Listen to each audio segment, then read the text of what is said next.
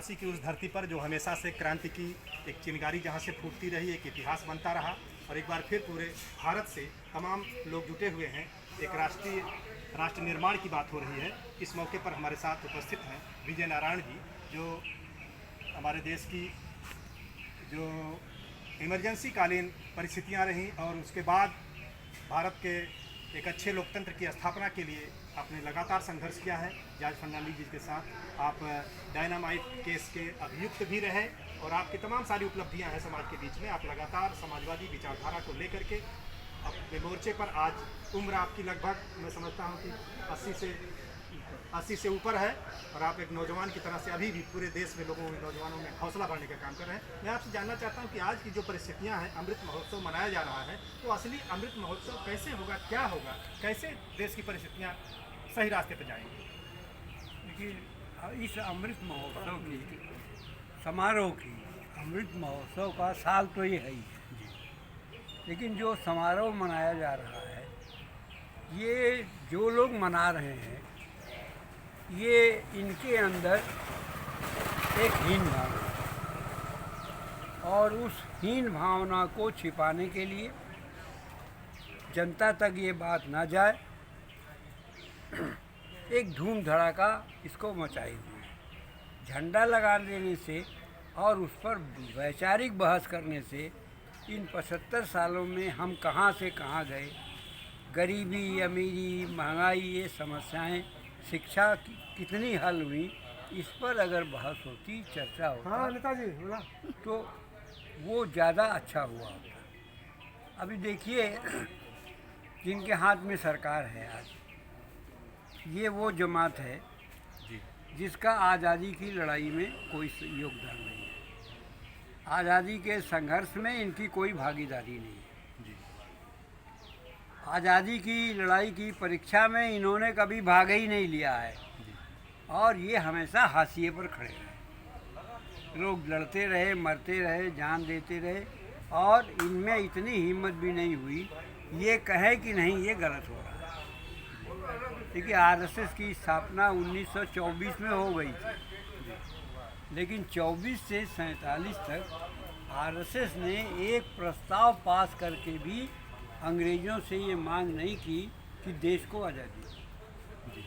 तो इनको कोई नैतिक अधिकार है नहीं। अब परिस्थितियाँ राजनीतिक में, चुनाव में ऐसी आई कि इनको लाभ मिल गया और ये बहुत हल्के फुल्के छिलछिले ढंग से इस महोत्सव को मनाने का ड्रामा कर रहे हैं। जब ये सत्ता में खुद हैं, हाँ। तो सत्ता में रह करके इन्होंने क्या कुछ ऐसा किया कि जिसको ये कहते कि ये हमारा अमृत महोत्सव का पर्व है, इसमें हमने ये कुछ किया है? ये ऐसा कुछ गिनाने के लिए इनके पास है? राष्ट्रीय के पर्व को भुलाने के लिए इन्होंने जो है ये झंडा तिरंगा वाला अभियान शुरू कर दिया। हाँ, जबकि अभी हम लोग रास्ते में आ रहे थे तो कहीं भावनात्मक रूप से लोगों का शोषण करने के लिए थोड़ा चिंताजनक लगा कि कहीं झंडा झुका हुआ है, किसी गुमटी पर ऐसे लटका हुआ है, तो ये सब क्या है? तो लग रहा है कि हम सम्मान के बजाय कहीं अपमान तो नहीं कर बैठे। और कुछ लोगों का कहना है कि जब वो समुद्र मंथन हुआ था तो सब लोग मिल करके किए थे और जब अमृत का बंटवारा करने का मौका आया तो छल हो गया तमाम लोगों के साथ। तो कोई कहीं वैसा ही तो ये अमृत महोत्सव नहीं है, क्या कहेंगे? देखिए, इसमें अमृत महोत्सव में जो बहुत शर्मनाक बात है कि झंडे चीन से मंगाए जा रहे हैं। जी, क्या हमारे देश में दर्जी कपड़े की कमी है? ये पैसा देश में रहा होता और खादी का झंडा बनाने और वो लोग जो स्वदेशी की बात करते हैं, जो स्वदेशी की बात करते हैं, मौका आएगा तो गांधी जी को भी लगेगा कि गांधी जी के सबसे करीबी यही है और फिर गोडसे के भी सबसे करीबी हो जाएंगे। सेंटिमेंटल शोषण करने के लिए एक कार्यक्रम भाजपा ने चलाया। यूपी में तो भाजपा का इसका देखिए बायकॉट हो गया। विपक्षी दल, तमाम विपक्षी दल इनके अभियान में इनके साथ नहीं है। ये चाहते थे कि सदगुरु मिले। उसका मुख्य कारण यही है, झंडा तो अब तक खादी भंडार से आता था, अब सीधे चीन से क्यों ला रहे हो? झंडा चीन से आया, पटेल जी की मूर्ति बनानी हुई तो उसका ठेका चीन को दे दिया गया। तो ये क्या है ये? और एक तरफ कहा जाएगा कि सब लोग हिंदू हो जाओ, सब लोग हिंदू हो, हमारे मुख्यमंत्री कहेंगे कि मुझे क्षत्रिय होने पर गर्व है, तो दूसरों के लिए आप दूसरा कुछ कहेंगे, अपने लिए दूसरी चीज़ पर गर्व करेंगे। ये तो फिर छलावा है कहीं ना कहीं, बुरी तरह छलावा है देश को छलावा करके और जब लोगों के राम भावनाओं जन्मभूमि का वो ट्रस्ट फायदा बनेगा उठा रहे हैं, तो भावनाओं का। उसमें कोई पिछड़ी जाति नहीं, कोई क्षत्रिय नहीं, वहाँ फिर जाति का खेला दिखाई देगा। तो ये सब तो बड़ा बिल्कुल आपका कहना बिल्कुल सही है। भविष्य में इसके नतीजे ठीक नहीं होंगे। ये गिरावट का दौर है, लगता है ये खुद जानबूझकर देश को गिरावट के रास्ते पर ले जा रहे हैं। देश को तो खामियाजा भुगतना पड़ रहा है और भी भुगतना पड़ेगा, लेकिन जो लोग ऐसा कर रहे हैं, क्या आपको कुछ समझ में आता है कि उनको भी कुछ खामियाजा भुगतना पड़ेगा? देखिए, उनको खामियाजा भुगतना ही भुगतना है।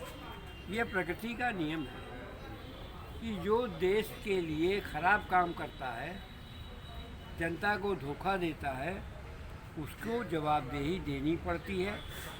और इनके साथ भी निकट भविष्य में ही, बहुत दूर नहीं, ये सब होने वाला है। गलत काम का खामियाजा भुगतना ही पड़ेगा। ये थे विजय नारायण जी के शब्द।